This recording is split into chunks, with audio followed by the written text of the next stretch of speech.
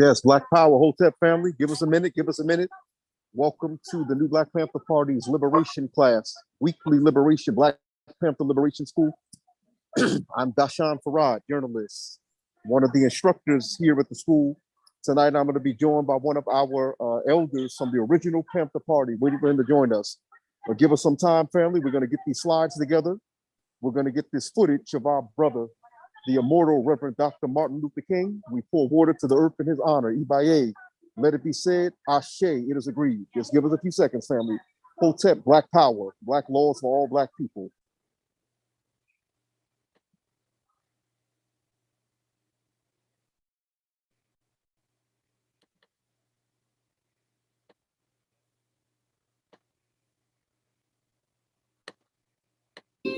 This is Democracy Now!, democracynow.org, The War and Peace Report. I'm Amy Goodman. Today is a federal holiday that honors Dr. Martin Luther King Jr. He was born January 15th, 1929. He was assassinated April 4th, 1968, at the Lorraine Motel in Memphis, Tennessee. He was just 39 years old. While Dr. King is primarily remembered as a civil rights leader, he also championed the cause of the poor, organizing the Poor People's Campaign to address issues of economic justice. And Dr. King was a fierce critic of U.S. foreign policy and the Vietnam War. Beyond Vietnam was the speech he delivered at New York's Riverside Church on April 4th, 1967, a year to the day before he was assassinated. In it, Dr. King called the United States the greatest purveyor of violence in the world today.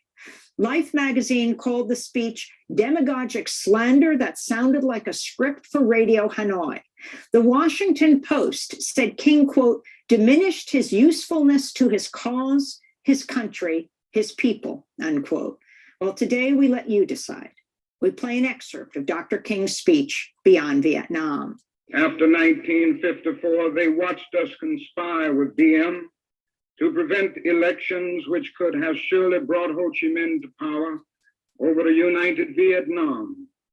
They realized they had been betrayed again.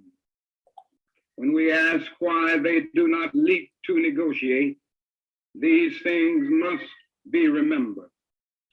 Also, it must be clear that the leaders of Hanoi considered the presence of American troops in support of the Diem regime to have been the initial military breach of the Geneva Agreements concerning foreign troops. And they remind us that they did not begin to send troops in large numbers and even supplies into the South until American forces had moved into the tens of thousands.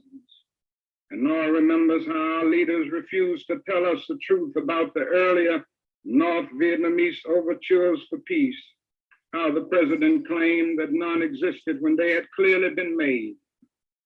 Ho Chi Minh has watched as America has spoken of peace and built up its forces. And now he has surely heard the increasing international rumors of American plans for an invasion of the North. I can't hear no audio. And mining, we are doing a part of traditional pre-invasion strategy.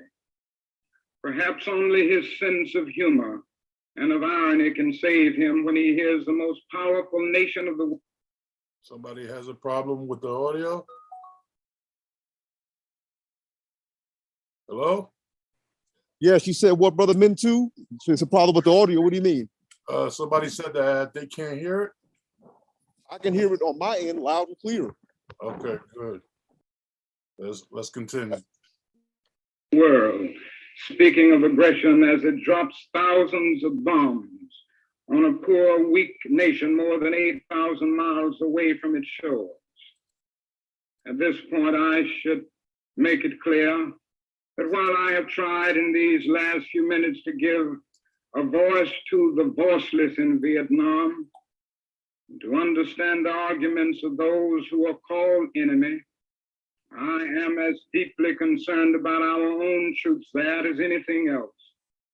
For it occurs to me that what we are submitting them to in Vietnam is not simply the brutalizing process that goes on in any war where armies face each other and seek to destroy. We are adding cynicism to the process of death, for they must know after the short period there that none of the things we claim to be fighting for are really involved. Before long, they must know that their government has sent them into a struggle among Vietnamese.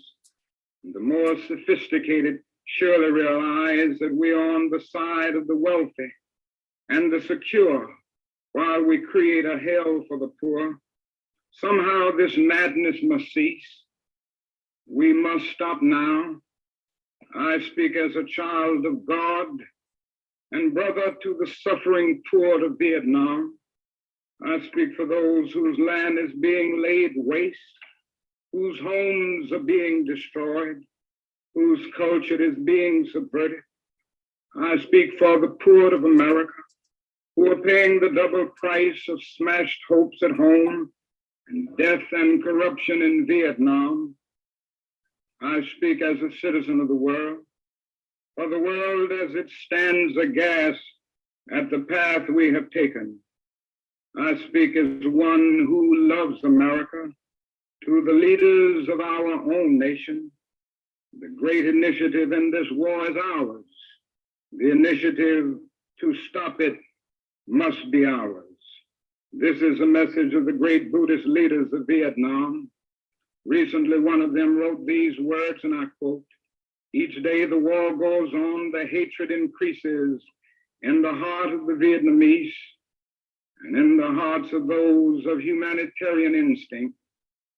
The Americans are forcing even their friends into becoming their enemies. It is curious that the Americans, who calculate so carefully on the possibilities of military victory, do not realize that in the process they're incurring deep psychological and political defeat. The image of America will never again be the image of revolution, freedom, and democracy, but the image of violence and militarism," unquote. If we continue, there will be no doubt in my mind and in the mind of the world that we have no honorable intentions in Vietnam. If we do not stop our war against the people of Vietnam immediately, the world will be left with no other alternative than to see this as some horrible, clumsy, and deadly game we have decided to play. The world now demands a maturity of America that we may not be able to achieve. It demands that we admit that we have been wrong from the beginning of our adventure in Vietnam, that we have been detrimental to the life of the Vietnamese people. The situation is one in which we must be ready to turn sharply from our present ways in order to atone for our sins and errors in Vietnam. We should take the initiative in bringing a halt to this tragic war and set a date that we will remove all foreign troops from Vietnam in accordance with the 1954 Geneva Agreement. Part of our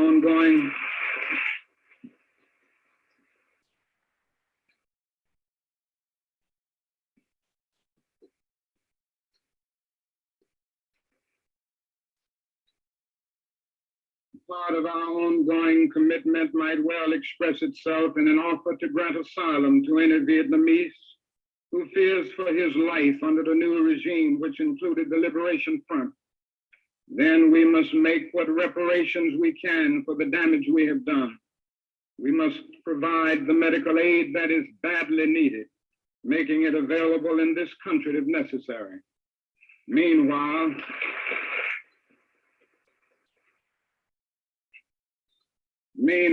we in the churches and synagogues have a continuing task while we urge our government to disengage itself from a disgraceful commitment. We must continue to raise our voices and our lives. If our nation persists in its perverse ways in Vietnam, we must be prepared to match actions with words by seeking out every creative method of protest possible. These are the times for real choices and not false ones. We are at the moment when our lives must be placed on the line if our nation is to survive its own folly. Every man of humane convictions must decide on the protest that best suits his convictions, but we must all protest. Now that is something seductively tempting about stopping there and sending us all off on what in some circles has become a popular crusade against the war in Vietnam. I say we must enter that struggle, but I wish to go on now to say something even more disturbing. The war in Vietnam is but a symptom of a far deeper malady within the American spirit. And if we ignore this sobering reality,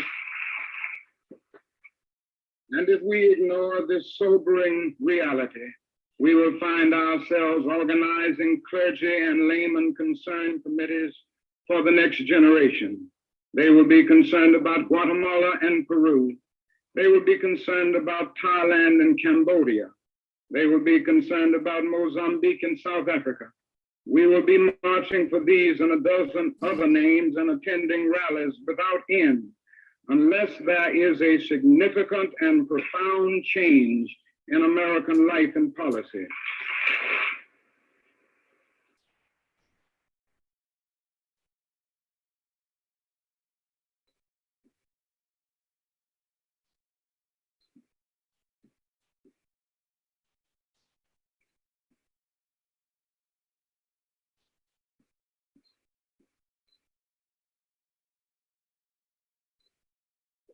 So such thoughts take us beyond Vietnam, but not beyond our calling as sons of the living God.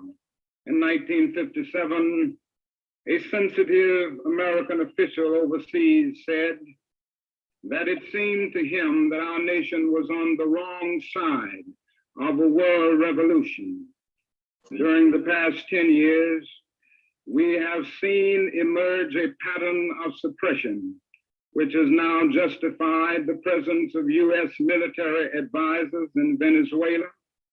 This need to maintain social stability for our investments accounts for the counter-revolutionary action of American forces in Guatemala. It tells why American helicopters are being used against guerrillas in Cambodia, and why American napalm and Green Beret forces have already been active against rebels in Peru. It is with such activity in mind that the words of the late John F. Kennedy come back to haunt us. 5 years ago, he said, "Those who make peaceful revolution impossible will make violent revolution inevitable."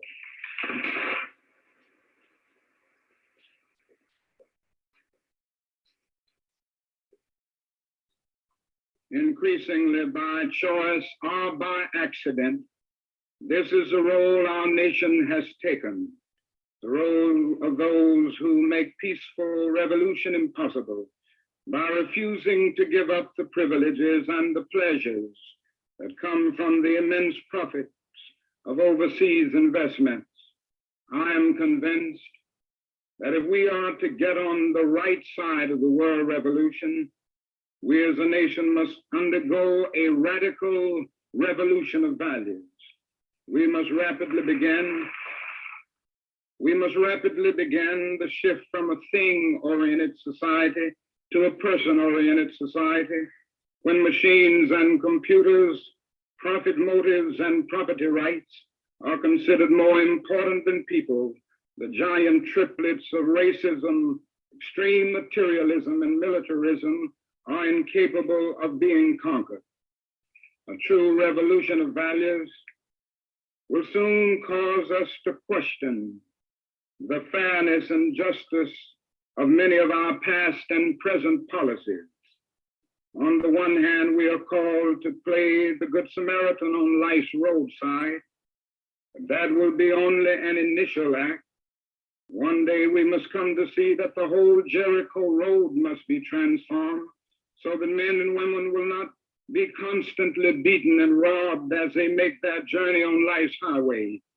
True compassion is more than flinging a coin to a beggar. It comes to see that an edifice which produces beggars needs restructuring.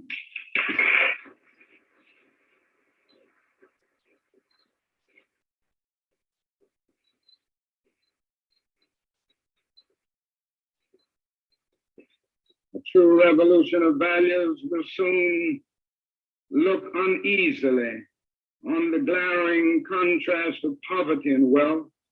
With righteous indignation, it will look across the seas and see individual capitalists of the West investing huge sums of money in Asia, Africa, and South America, only to take the profits out with no concern for the social betterment of the countries and say this is not just. It will look at our alliance with the landed gentry of South America and say, this is not just. The Western arrogance of feeling that it has everything to teach others and nothing to learn from them is not just. A true revolution of values will lay hand on the world order and say of war, this way of settling differences is not just. This business of burning human beings with napalm, of filling our nation's homes with orphans and widows, of injecting poisonous drugs of hate into the veins of peoples normally humane, of sending men home from dark and bloody battlefields, physically handicapped and psychologically deranged, cannot be reconciled with wisdom, justice, and love. A nation that continues year after year to spend more money on military defense than on programs of social uplift is approaching spiritual death.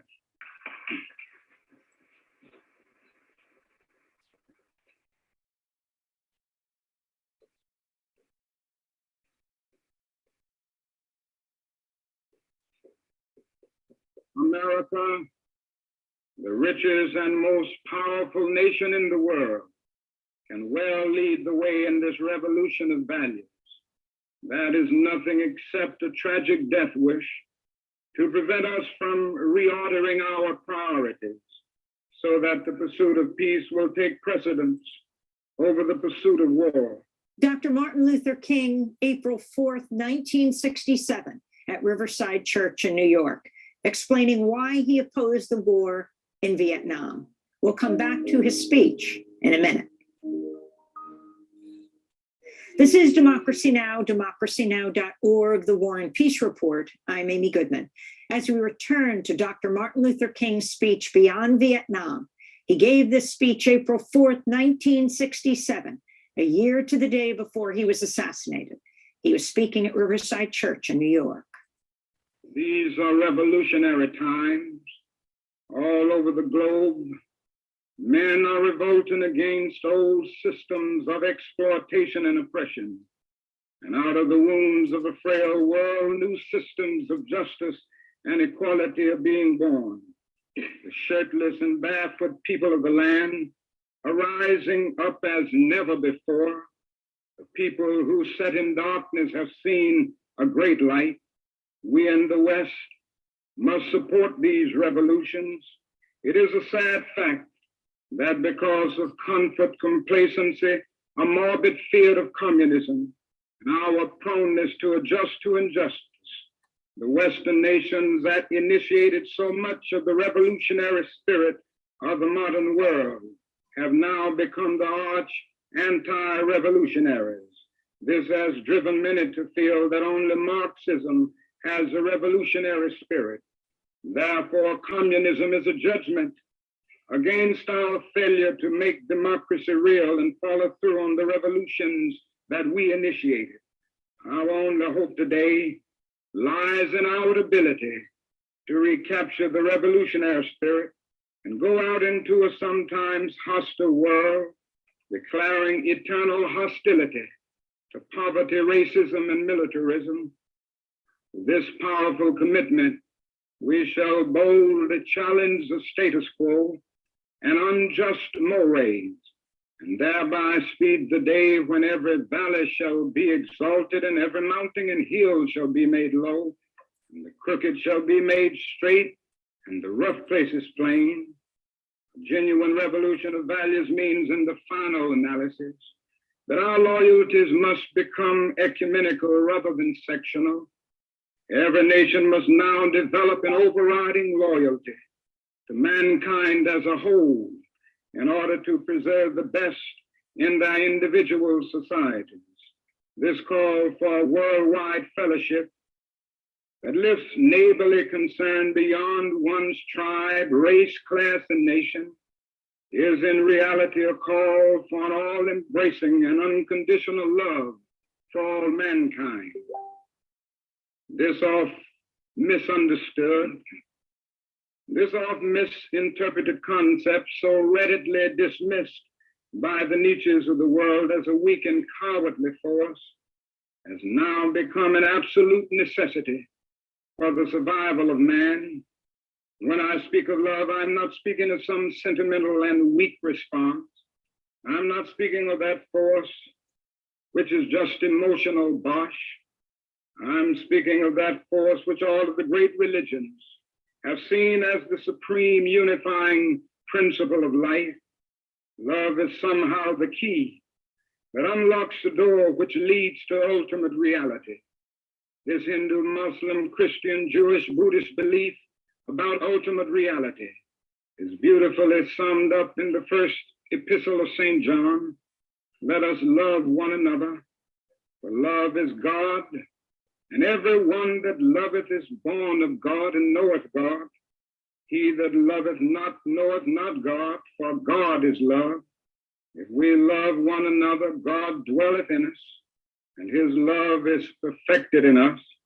Let us hope that this spirit will become the order of the day. We can no longer afford to worship the God of hate, or bow before the altar of retaliation. The oceans of history are made turbulent by the ever-rising tides of hate. History is cluttered with the records of nations and individuals that pursued this self-defeating path of hate. As Arnold Toynbee says, love is the ultimate force that makes for the saving choice of life and good against the damning choice of death and evil. Therefore, the first hope in our inventory must be the hope that love is going to have the last word, unquote. We are now faced with the fact, my friends, that tomorrow is today. We are confronted with the fierce urgency of now. In this unfolding conundrum of life and history, that is such a thing as being too late. Procrastination is still the thief of time. Life often leaves us standing bare, naked, and dejected with a lost opportunity. The tide in the affairs of men does not remain at flood, it ebbs. We may cry out desperately for time to pause in her passage, but time is adamant to every plea and rushes on. Over the bleached bones and jumbled residues of numerous civilizations are written the pathetic words, too late. That is an invisible book of life that faithfully records our vigilance or our neglect. Omar Khayyam is right, the moving finger writes, and having writ moves on. We still have a choice today, nonviolent coexistence, a violent co-annihilation. We must move past indecision to action.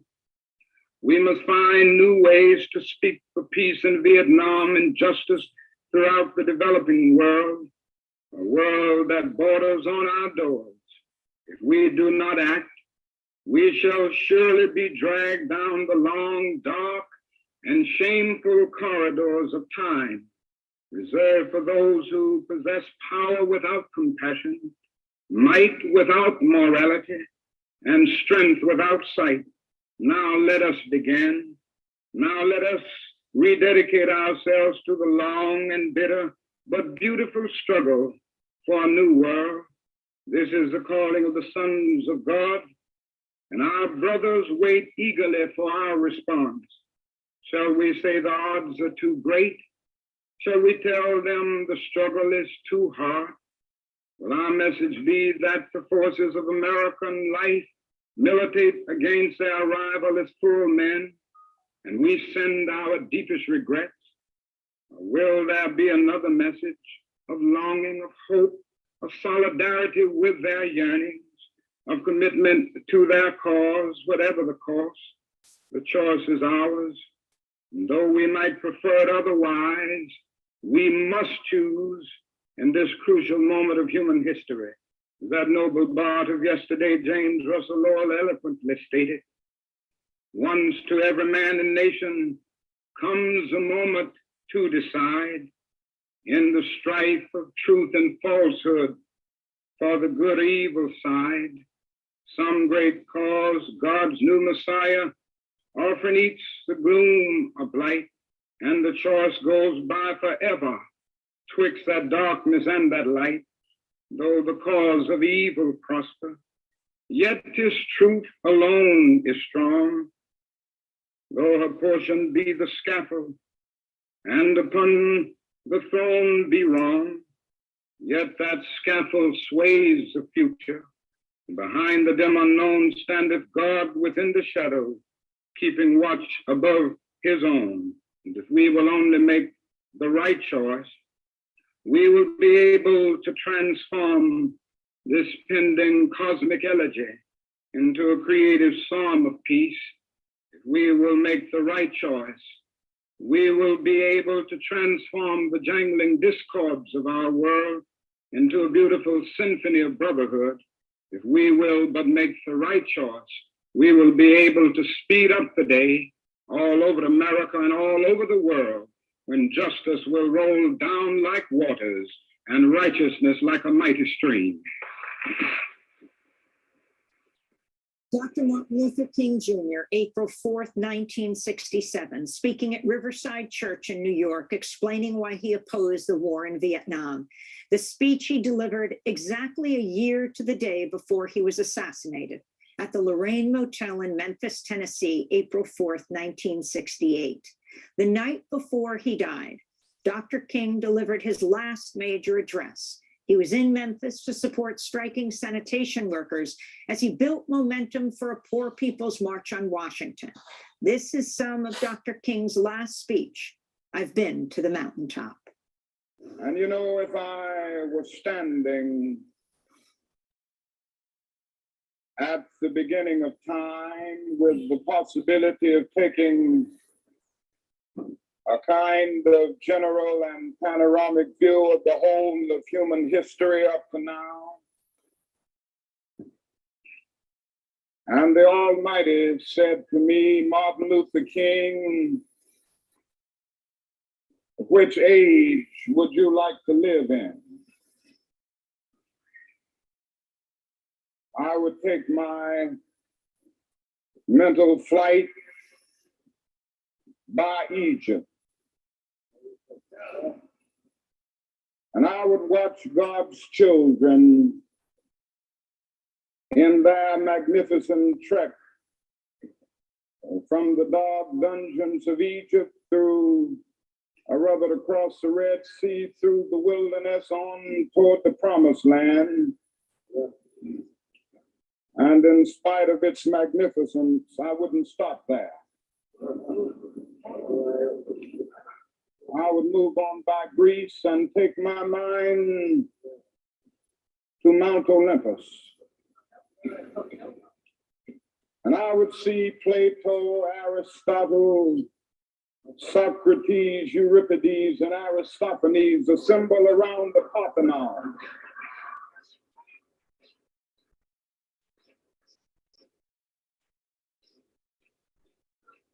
And I would watch them around the Parthenon as they discuss the great and eternal issues of reality, but I wouldn't stop there.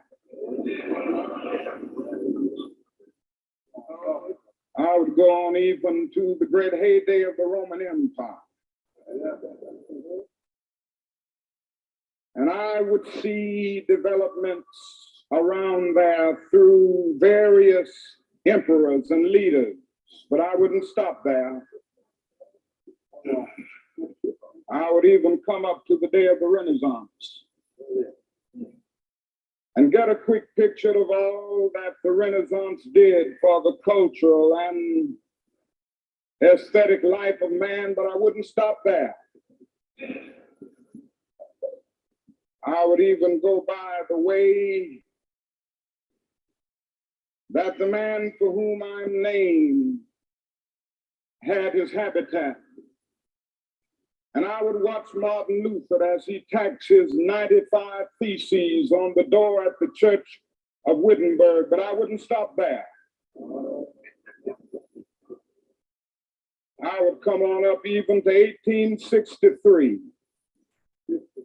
and watch a vacillating president by the name of Abraham Lincoln finally come to the conclusion that he had to sign the Emancipation Proclamation, but I wouldn't stop there.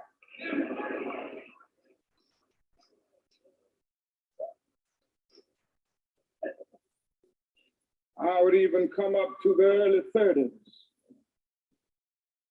and see a man grappling with the problems of the bankruptcy of his nation, and come with an eloquent cry that we have nothing to fear but fear itself. But I wouldn't stop there. Strangely enough, I would turn to the Almighty and say, if you allow me to live just a few years in the second half of the 20th century, I will be happy.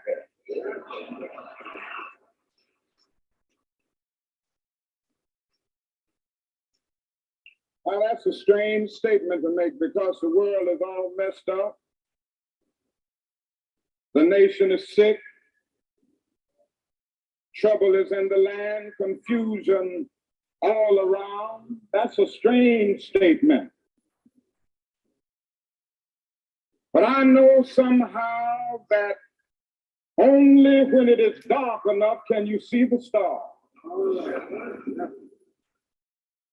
And I see God working in this period of the 20th century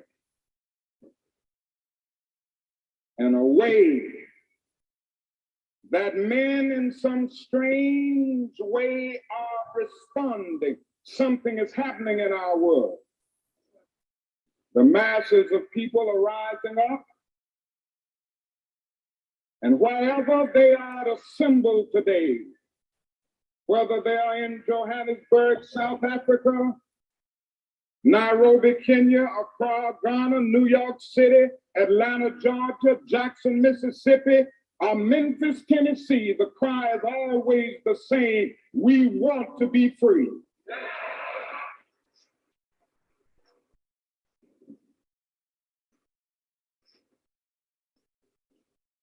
Another reason that I'm happy to live in this period is that we have been forced to a point where we're going to have to grapple with the problems that men have been trying to grapple with through history, but the demands didn't force them to do it. Survival demands that we grapple with them. Men for years now have been talking about war and peace, but now no longer can they just talk about it. It is no longer the choice between violence and non-violence in this world. It's non-violence or non-existence. That is where we are today.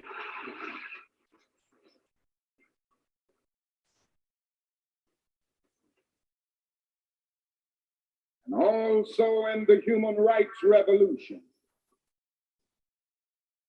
if something isn't done and done in a hurry to bring the colored peoples of the world out of their long years of poverty, their long years of hurt and neglect, the whole world is doomed.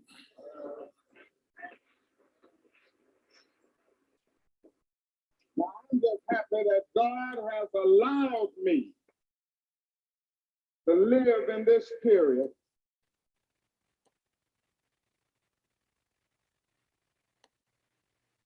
Brother Farad, you there?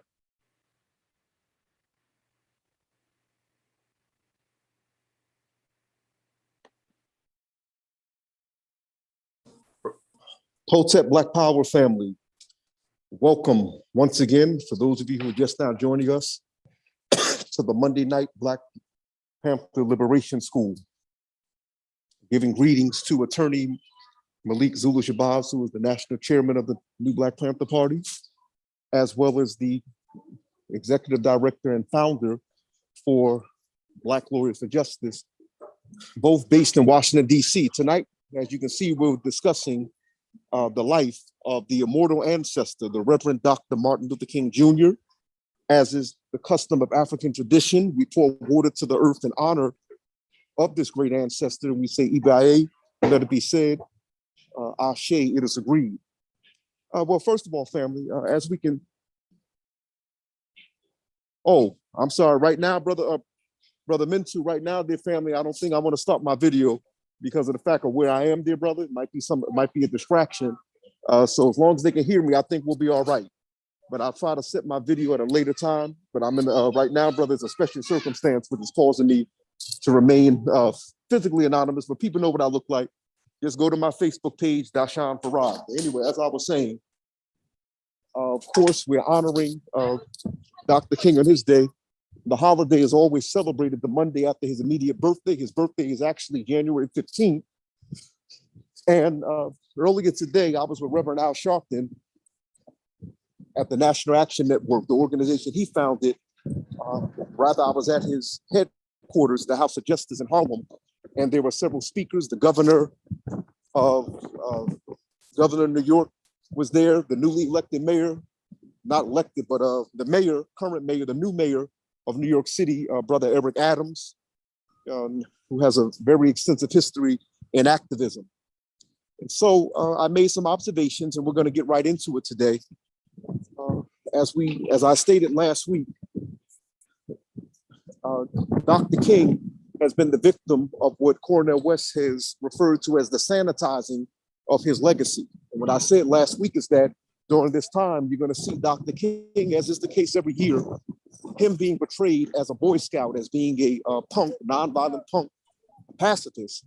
And what we have to understand with Dr. King, we have to put him in context, is that, and this is even for our nationalist family, because many of our nationalist brothers and sisters, Black nationalist brothers and sisters, are very critical of King. And I'm talking about especially the newer ones who haven't read that much on the life of King.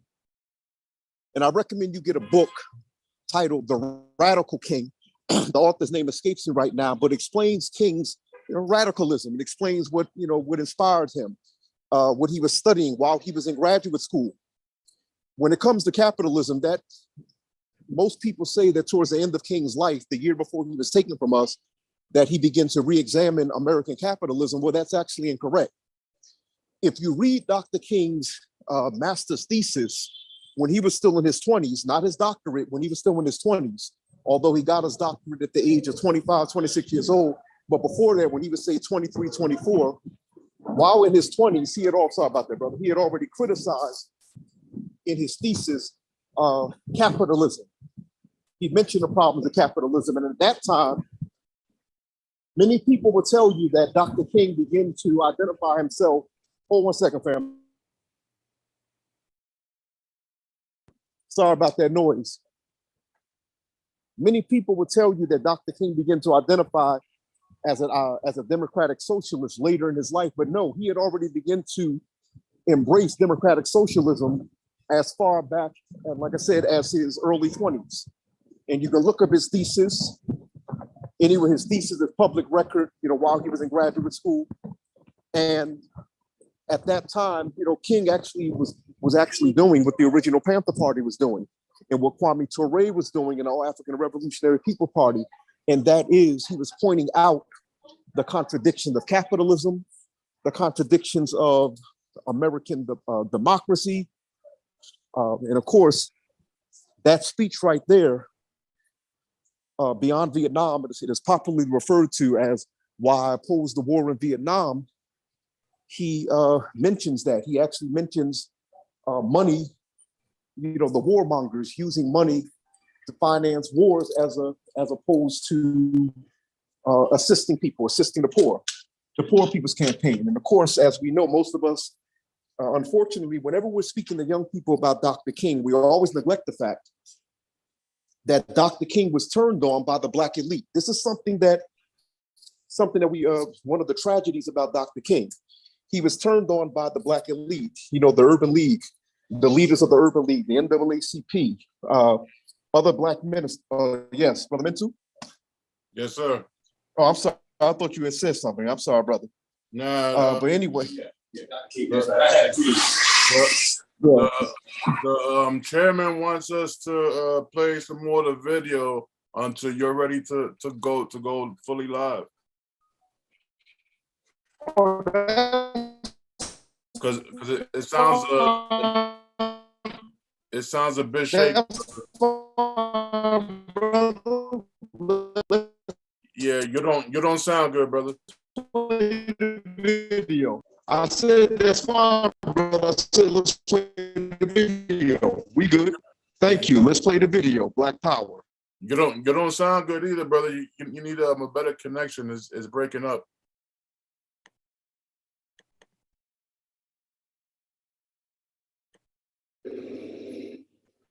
To see what is unfolding. And I'm happy that he's allowed me to be in Memphis. I can remember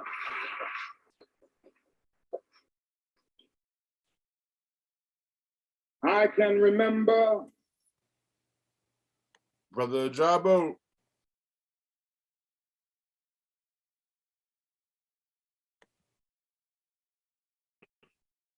Yes, sir. Can you hear me? Yeah, he wants you to take it on from here.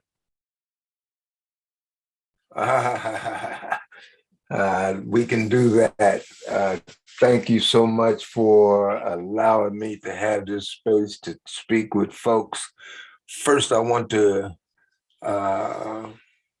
send my condolences to Minister Nuri Muhammad, who lost a daughter who the new Black Panther Party under the leadership of Chairman Malik Zulu Shabazz made our presence known, and let him know and his family know that we stand with him in times of good and times of bad.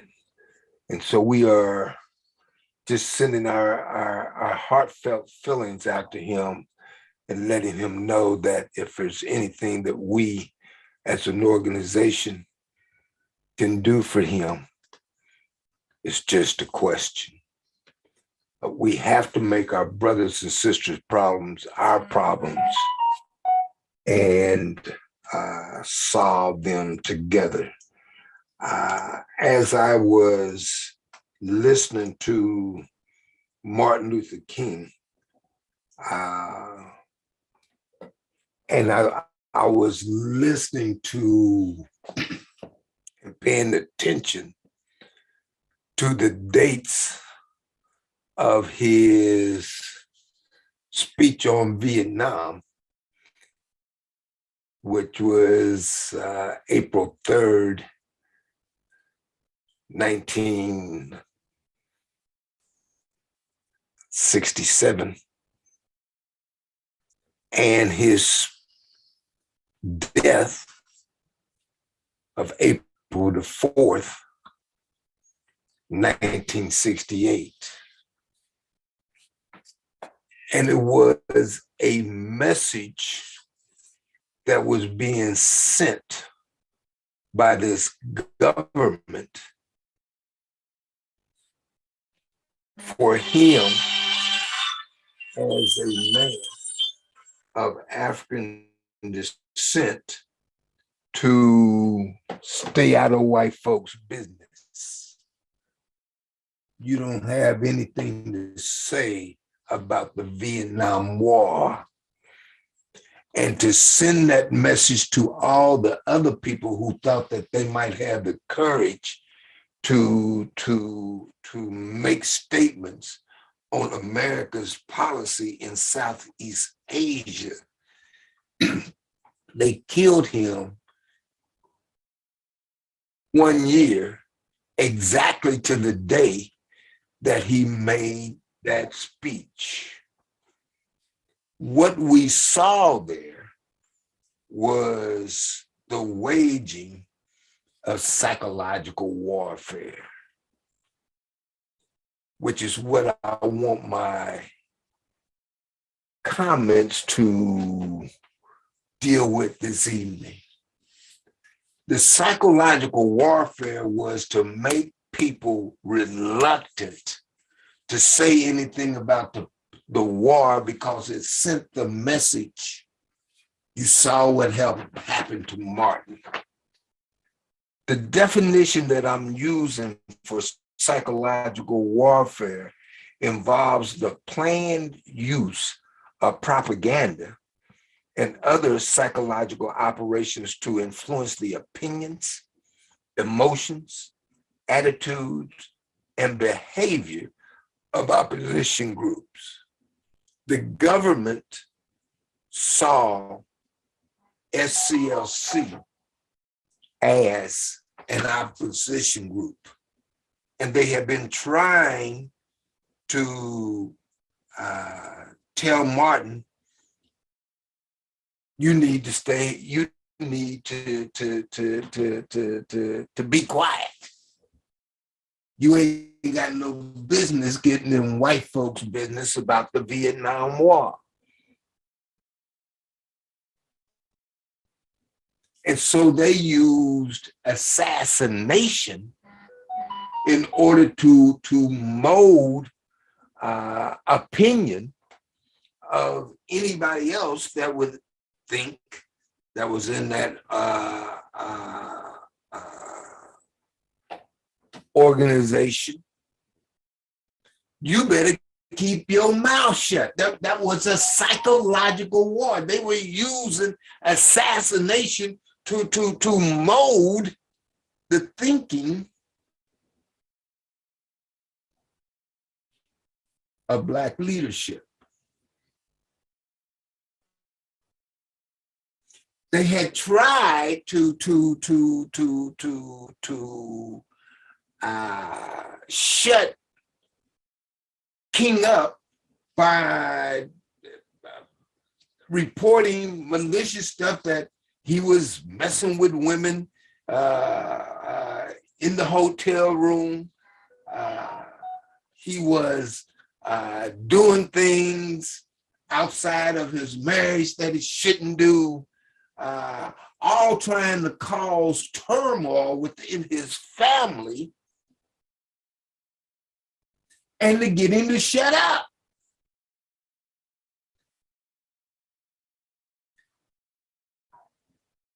J. Edgar Hoover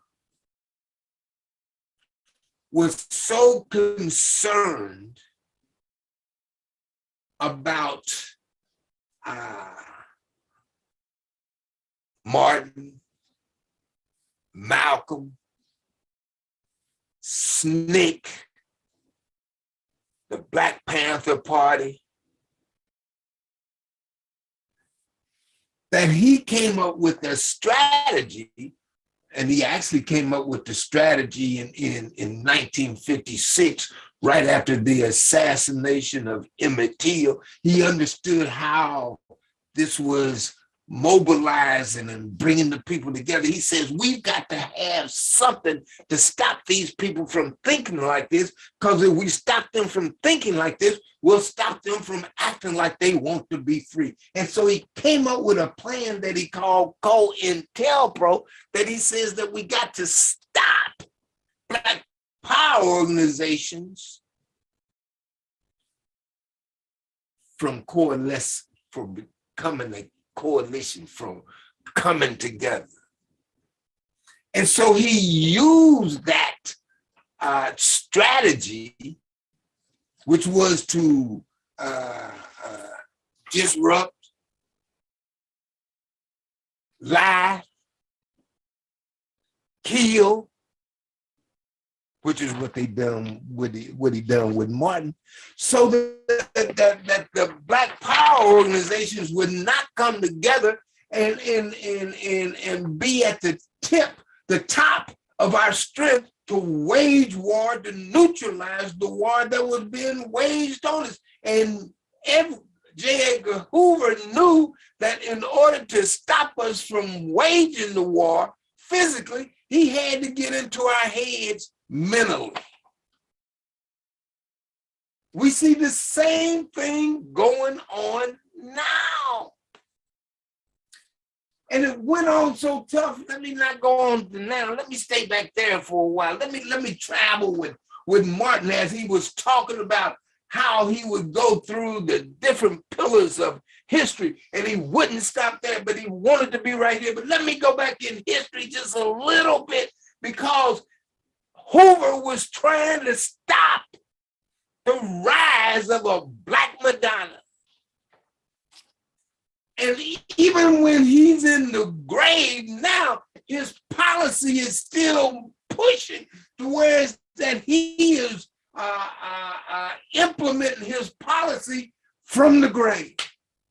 They don't want us to come together. And so they were so bent on us not coming together that they not only killed King, shoot, a year later, they killed Fred Hampton. All because we wanted to be free. They killed Martin because they didn't want him talking about and getting people to be against the Vietnam War. And I'm probably the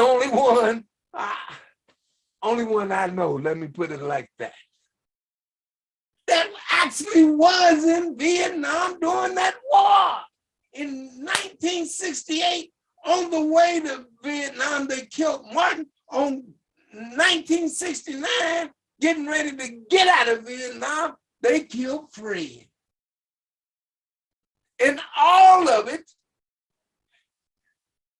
was predicated on telling us as a people psychologically, if you do what you are doing, trying to be free, we will kill you. It was a psychological war to move us from wanting to be free to say, well, maybe we should integrate. And that was the battle that Martin was waging. He was waging the war to integrate, but he woke up and he said, well, damn, I might be telling my people to integrate into a burning house. If you in a burning house, you don't worry about whether they'll let you take a seat at the dining room table or whether they'll let you go use your business in the bathroom or will they let me go out this door or drink at this fountain? If the house is burning up, you don't care about that stuff. You trying to get out of the house. You want to separate.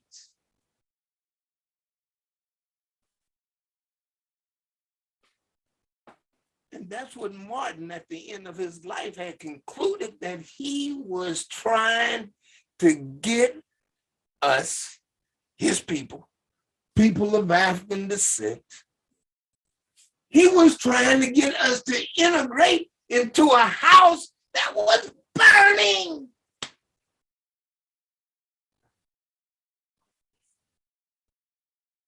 He decided that that was not the right strategy. And understand what he's saying, that if you trying to get out of a burning house, you ain't trying to save it. And see, W.B. Du Bois, he talked about a double consciousness, towards that you want to be part of something, but that what you're trying to be part of is hurting you. But if you allow that what you're trying to be part of hurt you, then they will say, oh, well, we'll let you get this, or we'll let you get that. We'll let you get a good job. So you get a good job if you allow us to continue to hurt them. It causes a double consciousness, a two-ness. a conflict in thinking. And we're suffering from that today. We are trying to integrate into this society, and this society is still oppressing us. There's a two-ness. We're trying to integrate, get her back a good job. We want to help with stopping the crime. In a system that if you stopped all the crime yesterday, they still will be shooting us in the streets. If you got better housing yesterday, they still will be shooting us down. And it's got and creating a psychological dissonance, a conflict in the way that we think, so that we don't know whether to come or go. Should we integrate? Should we separate? No. The choice is clear. You don't want to be a part of something where the very foundation is your oppression. America was built off the enslavement of our people's back, and it still is. It's like a big old tree, big old oak tree. You got a limb out here that's crime. You solve the crime, which is a branch. You break the branch off, but you still got the daggone trunk. You still got the roots, and the roots and the trunk are still based and built on the oppression of people of African descent. And King was saying, I'm integrating my people into a burning house. Malcolm said the house slave say we got to save the house. Boss, we got to save our house. And there's still some house Negroes running around here right now. But the slave Negro said, let that boy burn. Do you have another match? If it's burning on this side, let's go on the other side. Burn it out. And see, you got to understand, for most of us who are with the National Black Panther Party, under the tutelage of Khalid Abdul Muhammad, he wasn't playing. I'm gonna come back to Khalid. See, y'all don't know. Khalid was a bad boy, and y'all don't know. And I'm gonna share with you that when Khalid was going through it with Minister Farrakhan, that boy called me on the phone, cussing. God damn it, what's going on with your organization? Because at that time I was the commander-in-chief of the Black Panthers, the militia here in Indiana. And me and Khalid, I brought Khalid here to speak a couple of times, and y'all know Khalid was kill 'em all. But he had said something, or they said he said something in Dallas, and somehow it got back to Chicago that Khalid had denounced Minister Farrakhan. And he was there speaking at a Black Panther event, a Black Panther militia event, an event that, what's his name, Aaron Michaels had put on. And so Khalid called me, what's wrong with your organization? And I'm saying, Khalid, I didn't even know you was in Dallas. So he called the security, the top security man for Minister Farrakhan, had us on the phone, and in talking to, and I can't remember that brother's name, but in talking to him, he said that the information came out of Milwaukee. Well, Milwaukee was where my command came from. So we called Milwaukee, and I was asking Reese, my commander, oh, brother, what is all of this going on? And he says, well, we got it from you. What?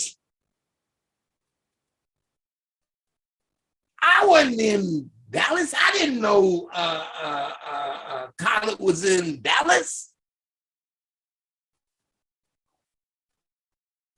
And so me and Khaled both are up under a damn death threat for something he didn't do, something I didn't know about him doing that he didn't do.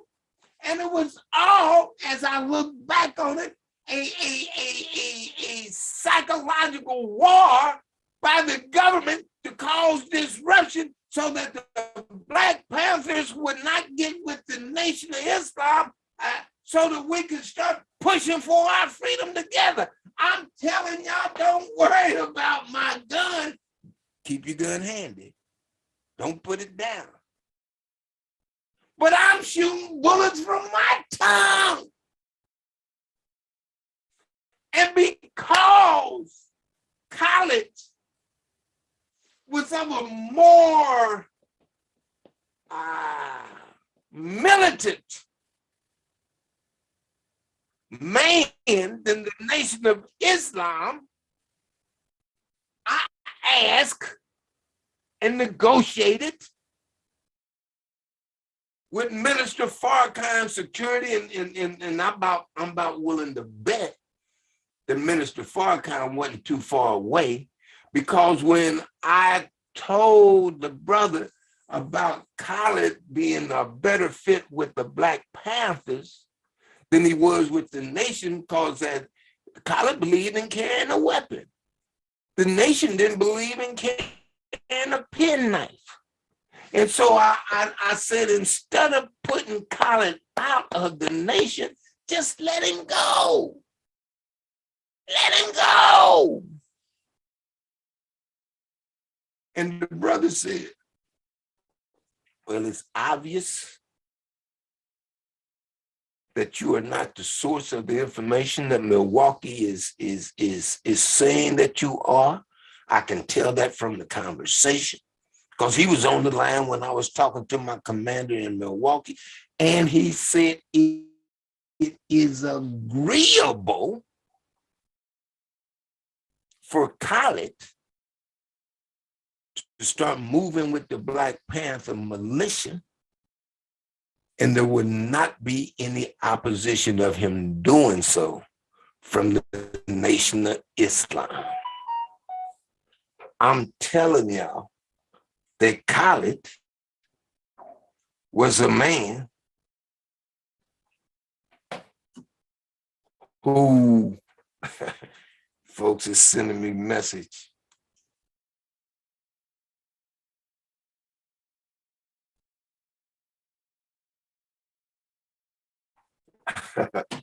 Chairman sending me messages as I go here. So I'm trying to follow orders.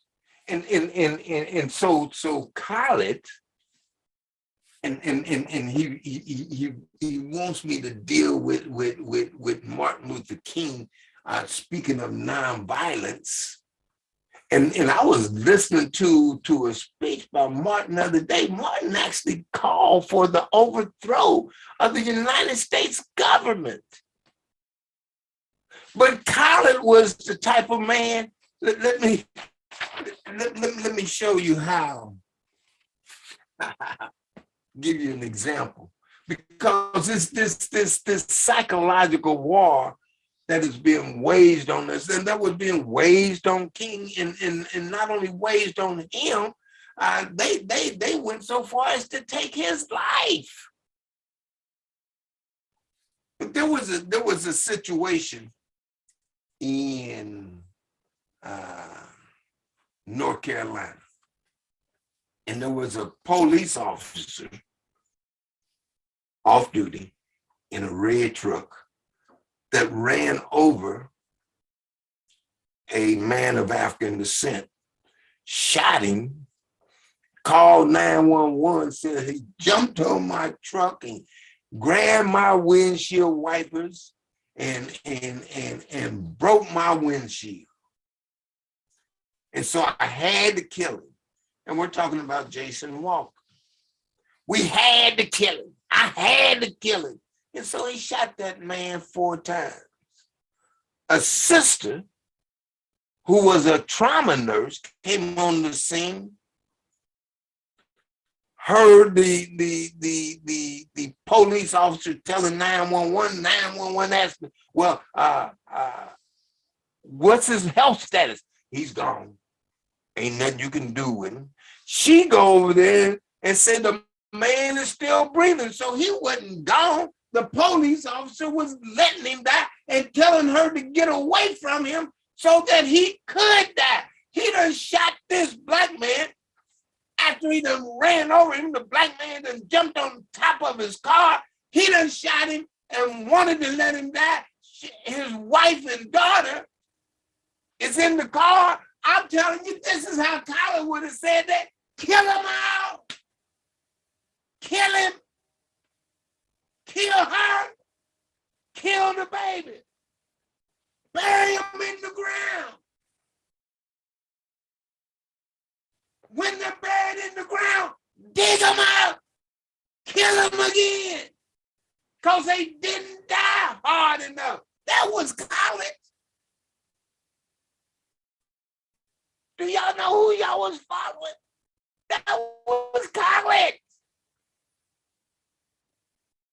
He didn't believe that they should be allowed to live because what they had done, because he understood what they was going to do. And he's right. Look at this clown, this cracker, shooting down a black man just because he's standing by the stop sign on the street. Run over him, try to run over him.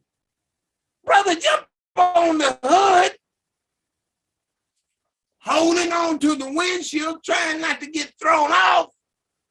Probably the force of him getting hit and jumping on the hood causes the windshield to break, even if it did. But one thing for sure, we know when that police officer shot them 4 shots through the windshield, that windshield was going to break. And now he's lying to 911, talking about I had to kill him. He had my windshield wiper. But this is the psychological war. There were a number of people of African descent that started gathering, and he's telling, oh, they're gathering, send me some help. Well, he should have needed a whole bunch of help. Because psychologically, and this is the trueness, them people knew that they were supposed to get in that boy's ass. He wasn't supposed to be able to walk away from shooting that unarmed black man after trying to run him down. And they were supposed to take out the police officer. And if the according to Colin, take off his wife and his child too. Colin wasn't playing. He was waging psychological war on us to where we would stand up. He was trying to make men out of men who's saying that you just can't do anything to us. Now, if a brother had tried to run over another brother, I bet the brothers would have had something to say about it. Why are we afraid of the white man? And I'm telling you, we are afraid of the white man because of the psychological war he has waged upon us. Now, if you see a white man take a woman and tie her to a horse one way and a horse another way. And it's a pregnant woman and calls the horses to run in opposite directions and the baby to spill out on the ground. And he stamps the baby's head with the boot of the heel of his boot. That puts a fear in you. And that fear transfers from generation to generation. It's a psychological war. And we got to stop the trajectory of that psychological war to where we're willing to fight. And Colin was saying, because of what they have done, kill him, her, and the babies, because the baby.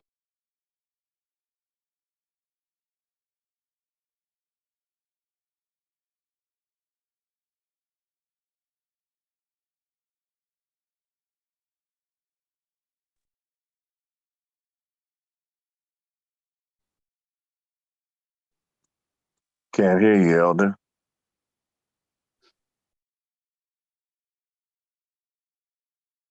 Some of these illegal injunctions. Maybe I could understand the denial of certain basic First Amendment privileges because they haven't committed themselves to that over there.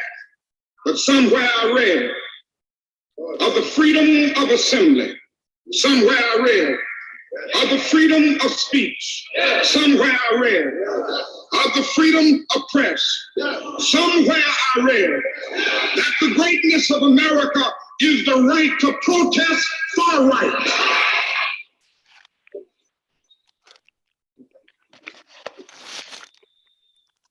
And so just as I say we aren't going to let any dogs or water hoses turn us around, we aren't going to let any injunction turn us around.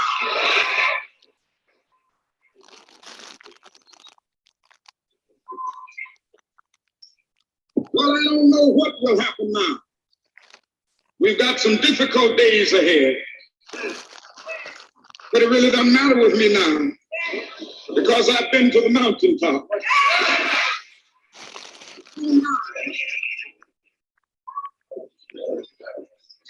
Like anybody, I would like to live a long life. Longevity has its place. But I'm not concerned about that now. I just want to do God's will. He's allowed me to go up to the mountain. And I've looked over and I've seen the promised land. I may not get there with you, but I want you to know tonight that we as a people will get to the promised land.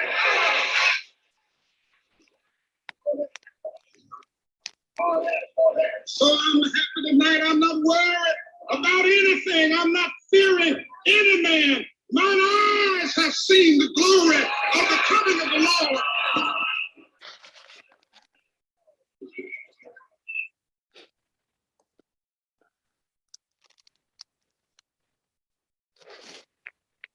Question today, how long will it take? Somebody's asking how long will prejudice blind the visions of men? I come to say to you this afternoon, however difficult the moment, yes, sir, however frustrating the hour, it will not be long because truth crushed will rise again. Yes, how long? Not long. Yes, because no lie can live forever. Yes, sir. How long? Not long. Because you shall reap what you sow. Yes, how long? Not long. How long? Truth forever on the scaffold, wrong forever on the throne. Yes, that scaffold sways the future. Behind the dim unknown standeth God within the shadow, keeping watch above his own. How long? Not long. Because the arc of the moral universe is long, but it bends towards justice. How long? Not long. Because my eyes have seen the glory of the coming of the Lord. He's trampling out the village where the grapes of wrath are stored. He's loosed the faith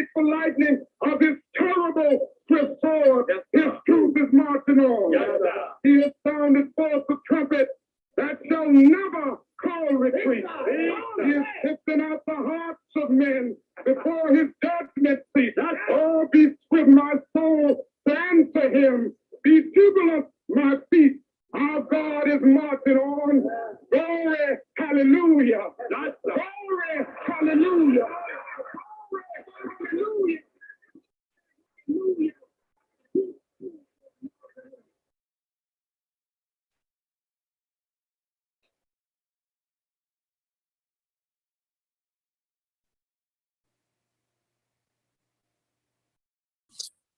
Hotep, peace, family, Black Power. Please, sorry for the inconvenience earlier. I was in an area that had a bad Wi-Fi connection. I want to thank our elder, that brother there. We always have to give honor and pay homage to the original Black Panther Party. I remember when I was a member of the new Black Panther Party, it was always said that Dr. Khalid Abdul Muhammad, whose birthday we celebrated on January 12th, Ashe, he never allowed us to say the old Black Panther Party. He instructed us to refer to our elders in that Panther Party as the original Black Panther Party. And of course, we respect their wisdom and their guidance in many cases. So family, these videos that we've seen over the past hour and a half have demonstrated King's radicalism that have begun to, as you can see, evolve over time. That last year of his life, April 4th, we begin this class showing his April 4th, 1967 speech, Why I Oppose the War in Vietnam. Some people refer to it as the Beyond Vietnam speech. That was in Harlem at Riverside Baptist Church. What most people don't know is that in that audience was Brother Kwame Ture, otherwise formerly known as Stokely Carmichael, who was the founder of the All African Revolutionary People's Party. He was a member of the Student Nonviolent Coordinating Committee, SNCC.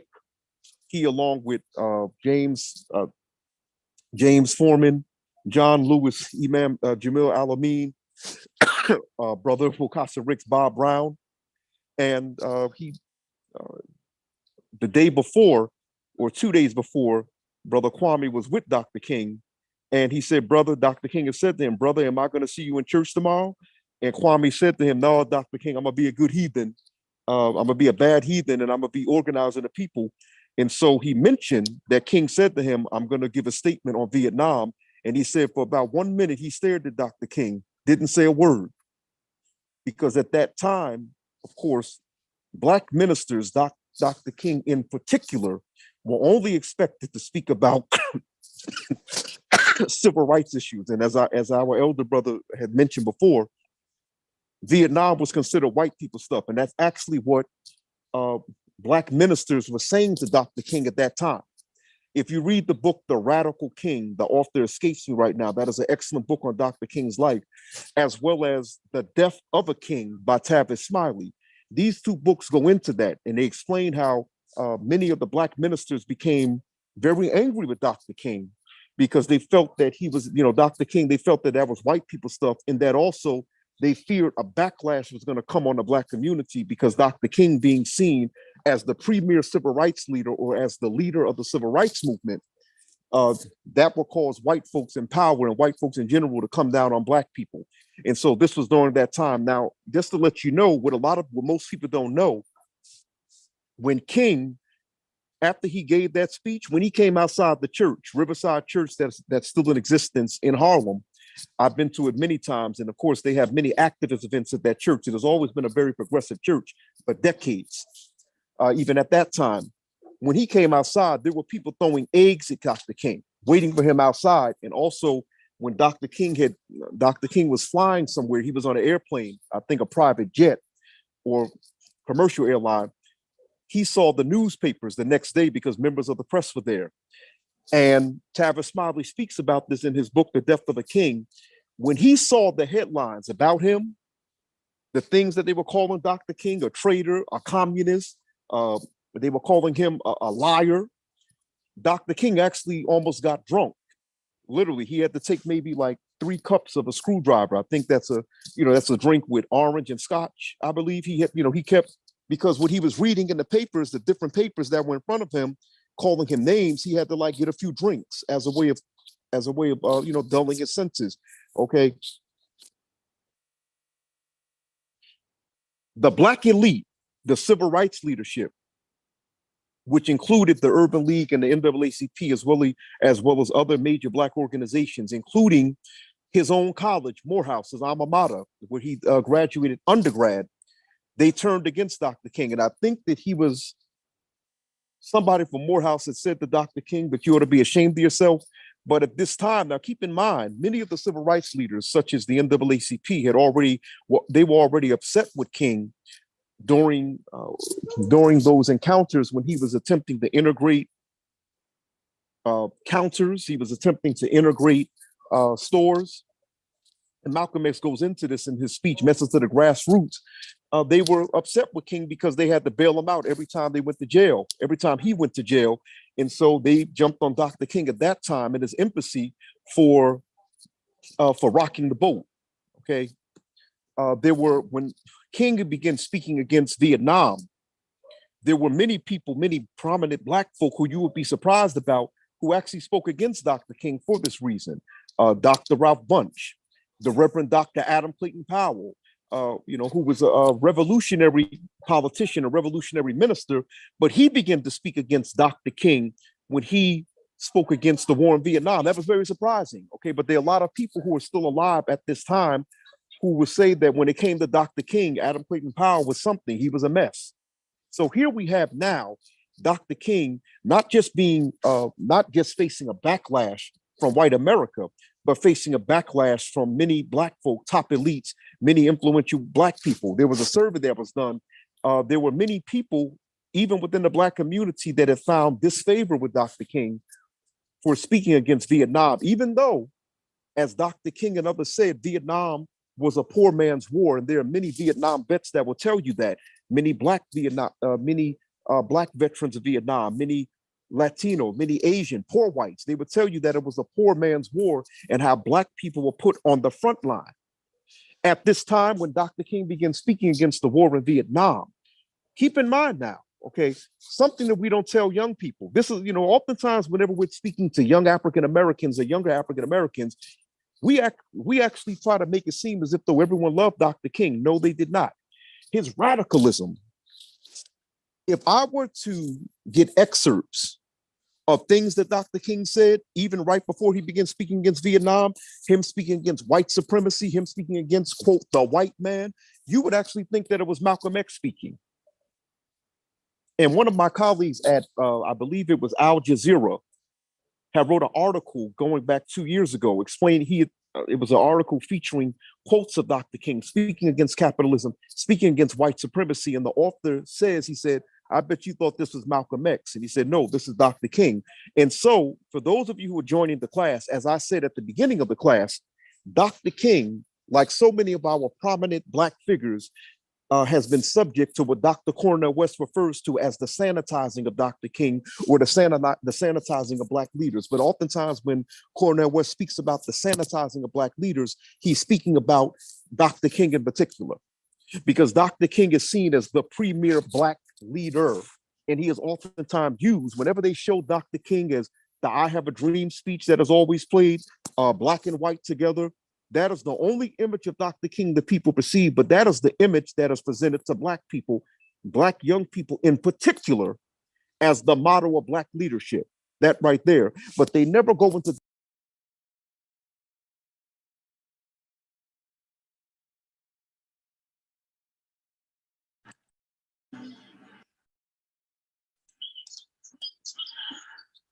Brother Mintu, I'm sorry, brother, you muted me. I guess this is the time we're going to take questions. No, sorry, brother. I was trying to mute somebody else that just came in the room. Okay. Thank you. But we're going to, just to let you know, we're going to take questions in the next 4 minutes. By 8:30, we're going to take questions. Excuse me. But as I was saying, Dr. King is oftentimes he's presented to Black people, young Black people in particular, as the only leader. In other words, as the premier Black leader. In other words, if you're going to be a, quote, Black leader, this is the model that you need to follow.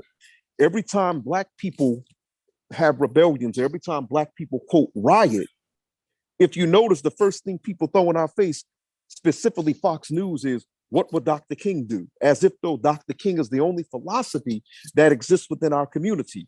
Okay, this is how Dr. King is used. Even though Dr. King was bigger than his nonviolent philosophy. You know, today I attended Reverend Al Sharpton's annual King celebration at his headquarters of the National Action Network in Harlem at the House of Justice. And Reverend Sharpton spoke and other people spoke. And it was amazing to me how they placed the emphasis on King's nonviolence. One speaker in particular, Indian American, who I forget, well, she's American, she's an Indian American. Her parents were born in India. Oh, I'm sorry, I thought someone had something to say to me. Okay, anyway, she's a politician. I forgot her name. I think she's a city councilwoman. But she was mentioning how King was mentored by Gandhi. And we keep using, every time we mention Dr. King and Gandhi, what we don't understand about Gandhi, for those of you that like to throw Gandhi, that like to use Gandhi to keep justifying King, as Dr. John Henry Clark stated, Gandhi always had a violent alternative if nonviolence did not work. See, with Gandhi's nonviolence, that was a strategy. It was not a way of life. Dr. King made it into a way of life. See, what gets me about a lot of Black folk that will belittle Brother Malcolm or belittle Brother Khalid, who say that you love Dr. Martin Luther King because he was nonviolent, you're the same ones that joined the United States military. So as Brother Malcolm stated, how is it that you are nonviolent towards, as you know, as Muhammad Ali stated, an enemy that you see here, but you're violent with the enemy that you don't see?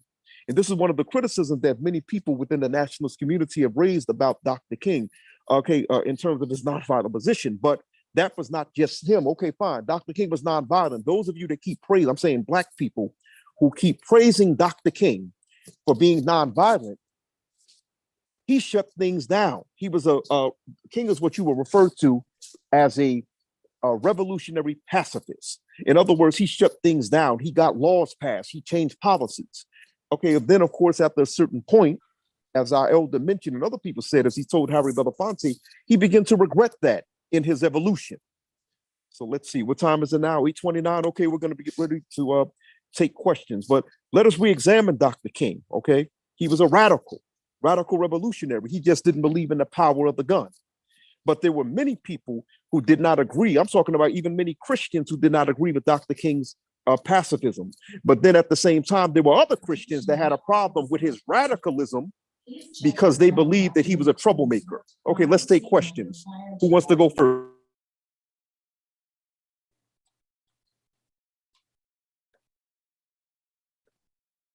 I think I'm gonna go to the Facebook feed and take questions. Hold.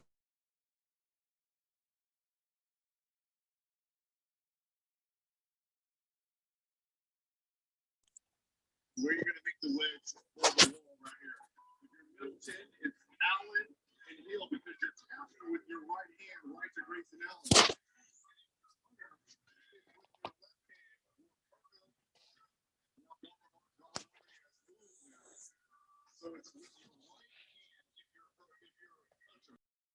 We have a hand raised. Who is that who wants to ask a question? Who is that? I'm sorry, we can't hear you, brother. We got to unmute him. Somebody unmute him. My name is Will. Can you hear me now? Loud and clear. Go ahead, brother Will. All right. I think I always looked at Dr. King like my grandmother said, one take the high road, one take the low road. So in our movement, I always thought the King was one that deflected from the other brothers, because you had people like the Deacons for Defense who went around with Dr. King and used to go in the towns before Dr. King got there and shoot up the baddest white man's house. But nobody ever talks about the Deacons for Defense and who they really were, you know, and what they really did, because nobody who don't know the history don't know what the Deacons for Defense did.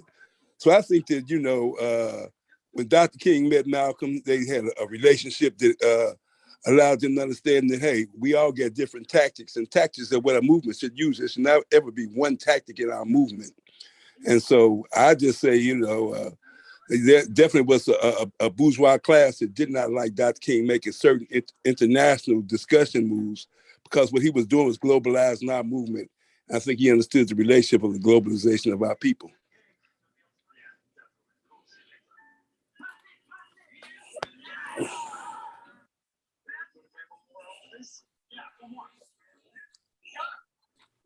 Okay, family, thank you. That was a very interesting point that you made, family. Actually, over the years, over the decades, people have actually made that observation, what you said, that King was made as a deflection, but then uh, at the same time, it's ironic because as we saw in the last year of his life, King had actually become seen as problematic by those in power. Because remember, at that time, this is when J. Edgar Hoover, he gets placed on, even before 1967, when we talked about the counterintelligence program, he got placed on J. Edgar Hoover's Messiah list, or the Black Messiah list, as some of us like to call it, for the counterintelligence program. And J. Edgar Hoover referred to him as two things when he began speaking against Vietnam. If we remember, he referred to him, one, as a notorious liar and the most dangerous Negro in America. So, brother, it's something you actually make a valid point, dear brother. You actually make a valid point because that observation has been made by many scholars. And that's why I'm telling people, to read the book, The Radical King. It escapes me now who the author is. Okay. And then, of course, Michael Everett Dyson wrote an excellent book on this subject called The Real Dr. Martin Luther King. I may not get there with you. And then Dyson writes another book commemorating the 40th anniversary of his assassination called April 4th, 1968, going into that. We have.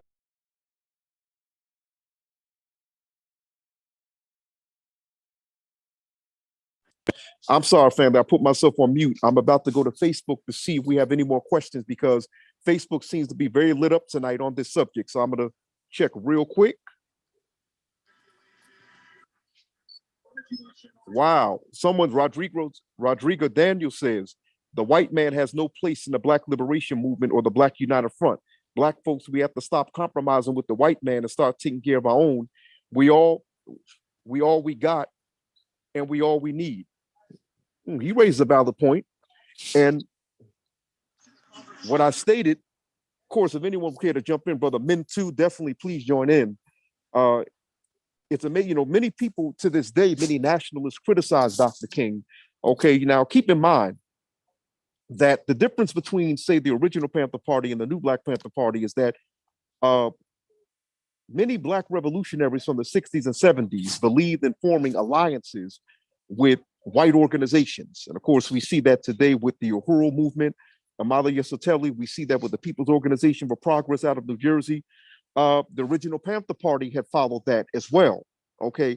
Because the original Panther Party's position was like, was what many people might call intersectionality at that time, is that every oppressed group is related by oppression. However, Brother Khalid Abdul Muhammad and the new Black Panther Party, they move away from that type of thinking. And they actually, many nationalists to this day criticize King for allowing whites to enter into the movement. But that's actually been stated for decades, even before Dr. King. Should we allow whites into our movement? Will they take over our movement? Can they help? Are they like John Brown? Or are they like the other abolitionists at that time? And many people have criticized King for getting too close to white folks. So let's get back to the other questions here. Okay, I'm on Facebook right now.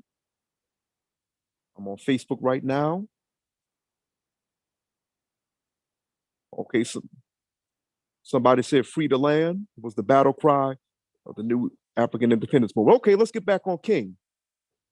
Okay, so family, anyway, tonight we're discussing, for those of you who are just now joining our class, this is the Monday night Black Panther Liberation School. I'm Dashan Farad, assisting me, of course, helping with the broadcast of the class is Brother Mintu, and we heard from my elder brother from out of Indianapolis, a good man who gave us an excellent history lesson.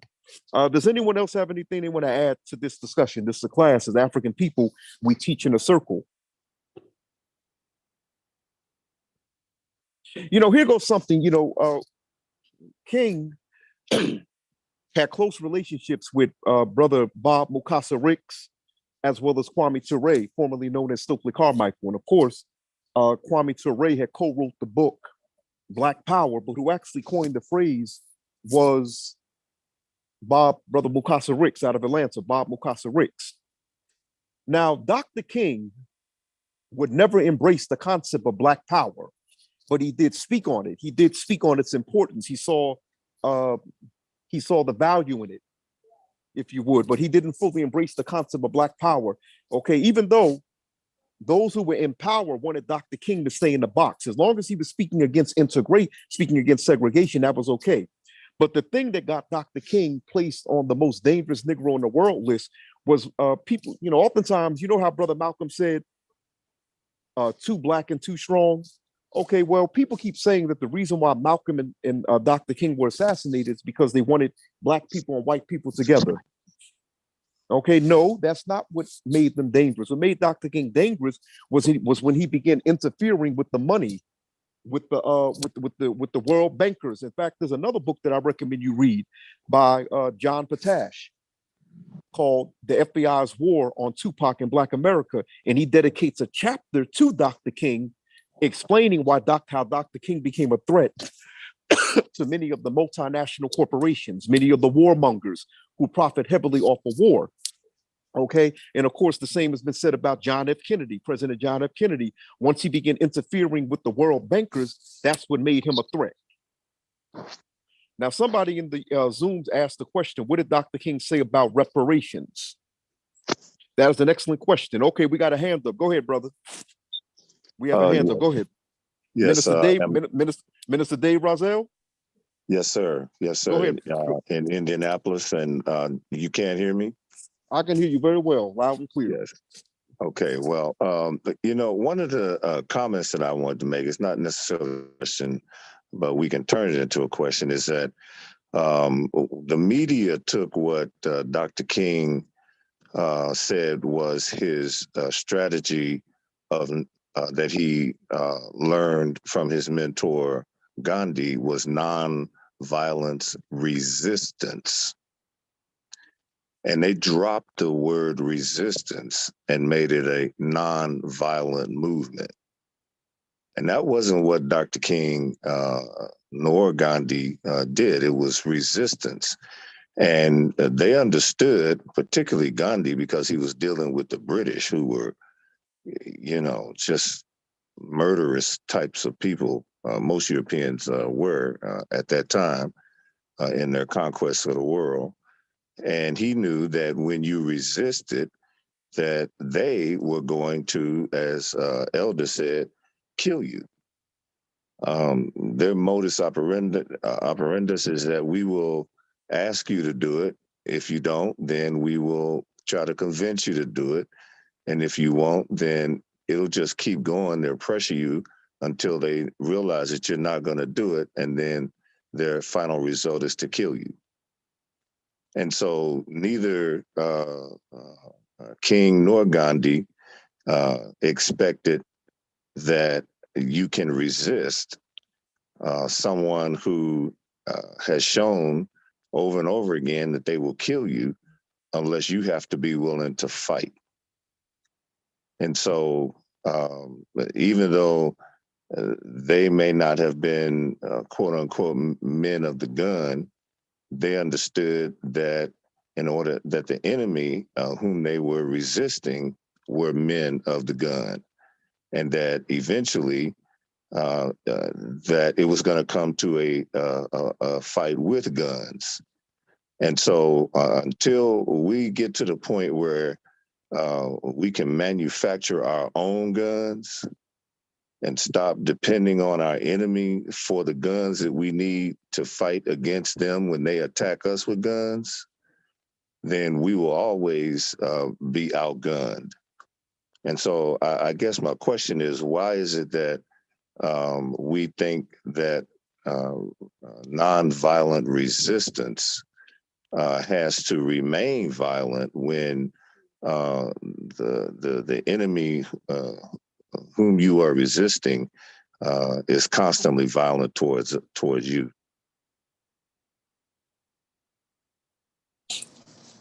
Minister, that was a very excellent question. As I stated, at the beginning, it is very ironic to me whenever you hear, for example, many African Americans will praise Dr. King for his nonviolent position, but then they'll proudly say that I'm a veteran of the United States military. And so it's amazing to me that with African Americans, whenever we're teaching our children, many of us are so quick to invoke Dr. King's name as if though he was the only leader, and we shy away from, quote, Black militancy, the Black Panther Party, Nation of Islam, the All African Revolutionary People's Party, other organizations of the like.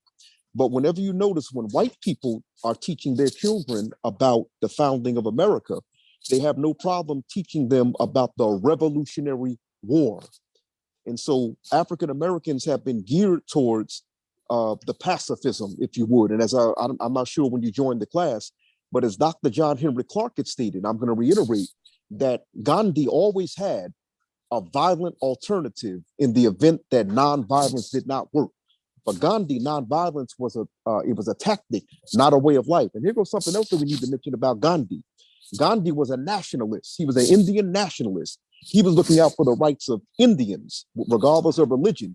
He didn't care what was going on this side of the river when it came to Black people. But too often, as Cornel West stated, as we try to sanitize Dr. King, oftentimes we obscure certain facts or we misconstrue certain facts as a way of continuing to paint King as a pacifist, and that's it. King was a revolutionary pacifist. He shut stuff down. All these people claiming that they're coming in King's legacy, they're not shutting things down. They're not trying to change policies. Many of them, okay, they're trying to assimilate. Deshaun. Yes, hey, bro. This is Elder. Brother Ajabo, yes, Black Power. Black Power. One thing that we got to understand about King, even though he was for nonviolent resistance, he was not against self-defense. Martin Luther King had guns in his house. In fact, it's reported that, and I think it was, you mentioned his name earlier, who actually is quoted saying that Martin said that he felt that he was integrating his people into a burning house. Harry Belafonte, yes, went to his house and sat in a chair and felt something hard up under the cushion, and it was a pistol. And Martin Luther King says, shoot, with these death threats and things that I'm getting, do you think that I'm gonna be up in here unarmed and not being able to defend my home?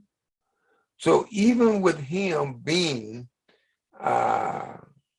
for nonviolence, he was not against self-defense. And when you get to us, yes, we should, tagging on to Brother Dave Razel's point, and we had talked about this a couple of days ago. Yes, South Africa makes guns, and we should have more people making guns, and we should be in a position to make our guns. But there are plenty of people, countries out there who will sell us guns. And if we understand that right now here in America, our guns have got to be for self-defense, not offense, we are just not strong enough right now to engage America's military machine in a frontal attack. Now, if they come, all hands on deck, shot, fire often, fire straight, and fire some more. But we should not initiate that. We should defend that. And when I'm saying that if a police officer is running over us on the street, we should take that cat out. And we can do that legally.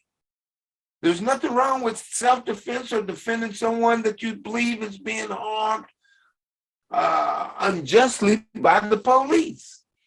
And we have got to get the courage, we've got to wage the psychological war to where is that we understand that we have the right to defend ourselves. And whether it's the law or not, self-preservation says you should not let somebody harm you and not stop them from harming you. What does it look like to say if they make a law and says, well, if white folks are trying to harm your children, then it's against the law for you to defend your children against that harm. Screw that law.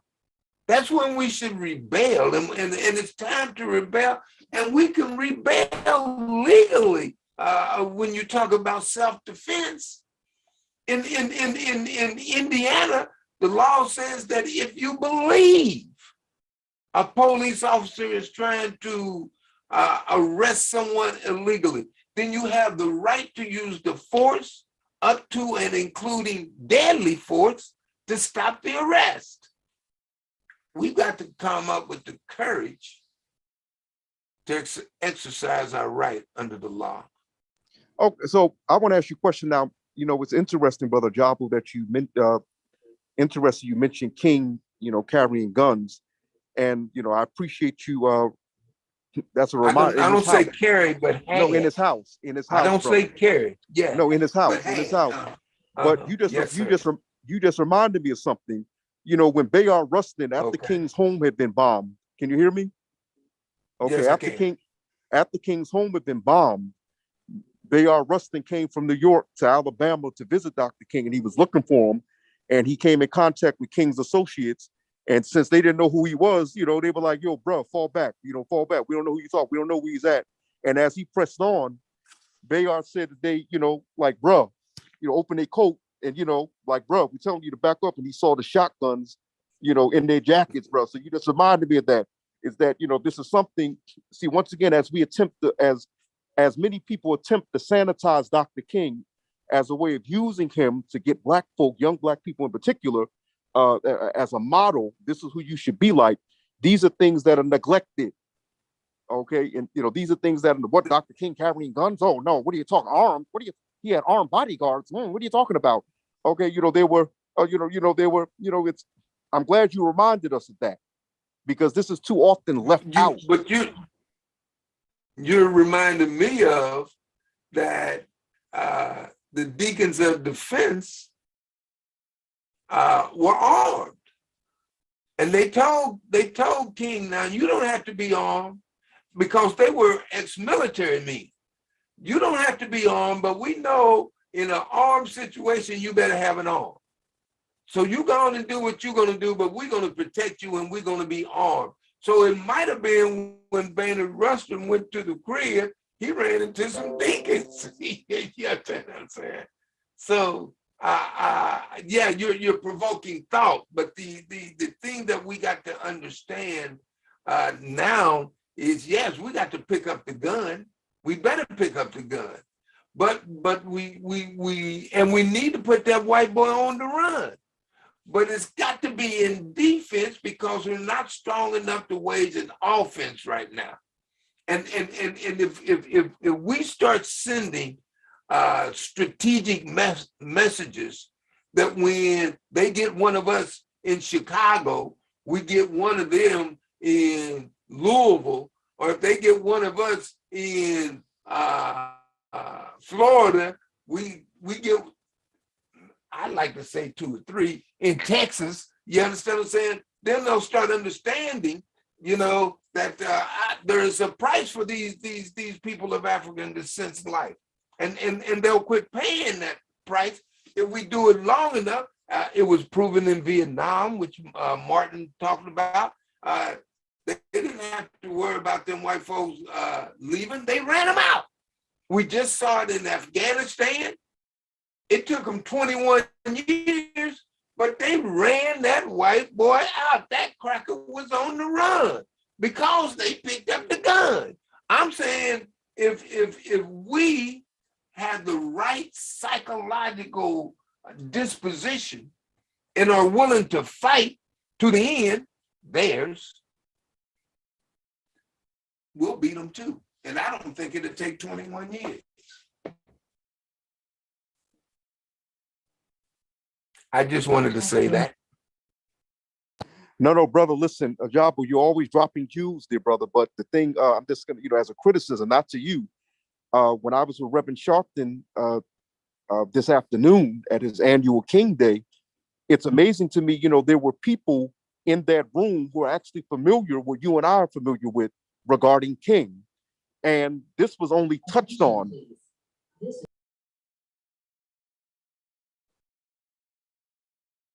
I can't hear you. You're muted. Oh yes, now I'm sorry about that. I had to mute myself because of the announcement. I don't want anyone to hear that. But what I'm saying is that these things were merely touched on, like brushed over. There was someone that spoke against, that mentioned the Poor People's Campaign, but they didn't go deep into it. It was the surface stuff, the usual, black and white together, nonviolence. It was the Yeah, surface stuff. you need to wipe your nose. Oh, I'm sorry. Thank you, family. I appreciate it. One Yeah. second, brother. Thank you, brother. Yes. But the thing about Sharpton and his lawyer, what's his name? Trump. What's his name? You said his lawyer. You're talking about Michael Harding is his lawyer. No. I'm talking about Ben Crump. Ben Crump. Yeah, I knew it ran with I ain't gonna go there. But the thing is their strategy is to make the government pay when they take a life unjustly. And I don't have a problem with that, but that does not stop the killings. I want the killing stopped. I want to be free. And the only way that we're going to be free is they suffer consequences when they take a life unjustly. We've got to be willing to have the courage. And what I'm saying is legal. You have the right to defend yourself. You have the right to defend somebody that is with you. We need to make our brothers and sisters' problems our problems and solve them together. The solution to a problem exists within the problem.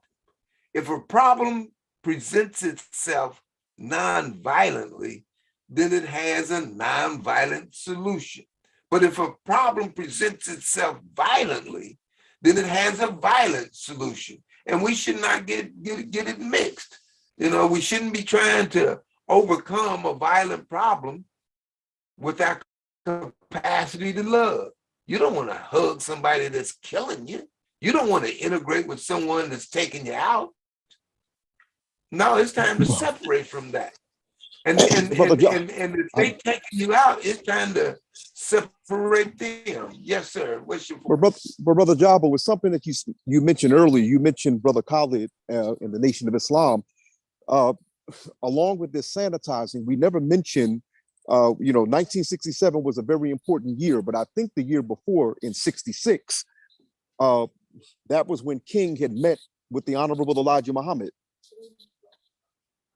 Okay. And discussed strategies. But him and Elijah Muhammad had discussed strategies, and Elijah Muhammad had gave him his criticism of the movement that King was living. But this is something, once again, as we keep trying to make Dr. King into a Boy Scout, we don't mention his meetings with other Black militants as well, not just with King, but his friendships with other, quote, Black militants. He met with some, one of the things that caused him to begin speaking against Vietnam when he was meeting with the street organization, but also he was meeting with some Panthers. People don't realize that. And, it was the Black revolutionaries that were actually turning him, helping to turn his head, to helping him evolve.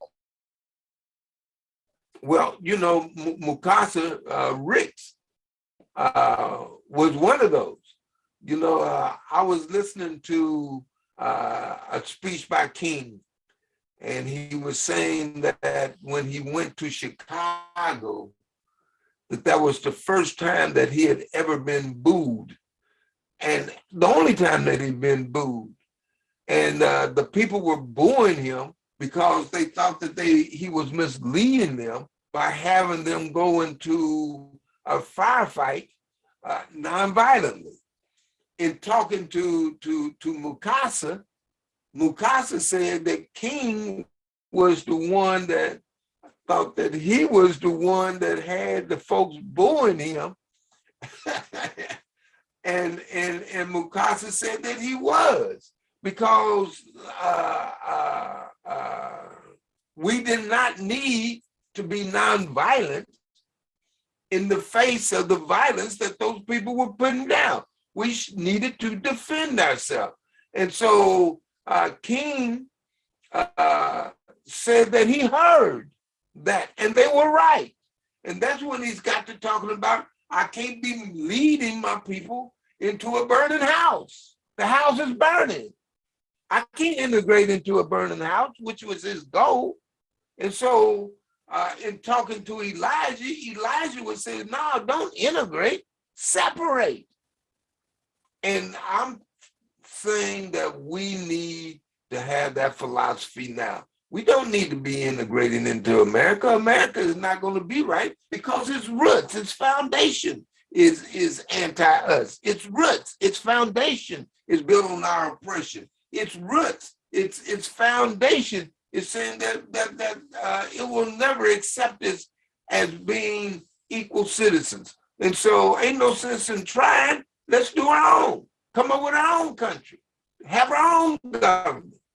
And make sure that we can defend our own country and have our own government. And that means that we need to hook up with the African continent so that we can start controlling the resources coming from there and get trained by the armies that are over there so that we can have the force that if you attack us, we can repel the attack. That's what I had to say. No, as always, Brother Jabu, as Ashe. always, Ashe, as always, Brother Jabu, you raise, good points and you drop knowledge jewels, as we say. So I really don't know how I can come up behind that, but I would like to, use the remaining, I have to be out of here in the next minute, but I would like to, wind down by, discussing the step forward. How can we keep Dr. King's name from being further tainted? And how can we continue to present the real Dr. King and not the Dr. King that the establishment keeps shoving down our throats? Well, we need to wage our own psychological warfare, which is what we're doing now.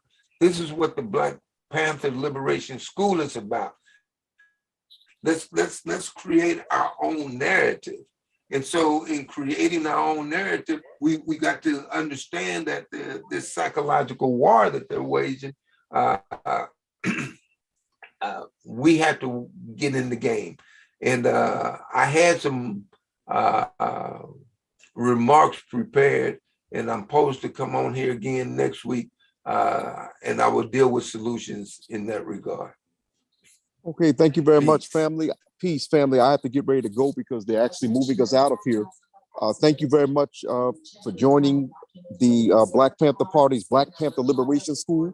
We'll be back next Monday, 7 p.m. Eastern to 9 p.m. Eastern. We appreciate it. I'm Dashan Farad. I want to thank Brother Jabu for joining us. I want to also thank attorney Dr. Malik Zulu Shabazz for asking me once again to help teach the class. It is always an honor. Those of you who joined us, Minister, and the rest of us, all of those who participated tonight, submitted questions and who are actually seen giving questions. We want to thank you all. Hotep, Black Power. See you next week. Church, Orange, Highland Avenue, South Orange, Maplewood, Melbourne, Short Hills, Summit, Chatham, Madison.